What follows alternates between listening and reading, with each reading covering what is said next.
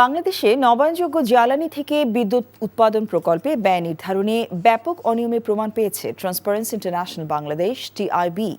সংস্থাটির এক গবেষণায় বলা হয়েছে, সৌর বিদ্যুৎ উৎপাদনে যেখানে প্রতি মেগাওয়াটে গড়ে ৮ কোটি টাকা ব্যয় হওয়ার কথা, সেখানে ৬টি প্রকল্পে গড়ে ১৩.৮ কোটি টাকা ব্যয় দেখানো হয়েছে। এতে মোট অতিরিক্ত ব্যয় দাঁড়িয়েছে ২,৯২৬ কোটি ৮৮ লাখ টাকা। সকালে রাজধানীতে বাংলাদেশের নবায়নযোগ্য জ্বালানি থেকে বিদ্যুৎ উৎপাদন, সুশাসনের চ্যালেঞ্জ ও উত্তরণের উপায় গবেষণা শীর্ষক সংবাদ সম্মেলনে এ তথ্য উঠে আসে।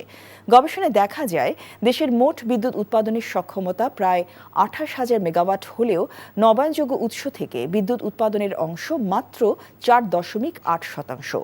বিপুল সম্ভাবনা থাকা সত্ত্বেও এ খাতে কার্যকর নীতিগত অগ্রাধিকার দেওয়া হয়নি বলে প্রতিবেদনে উল্লেখ করা হয়।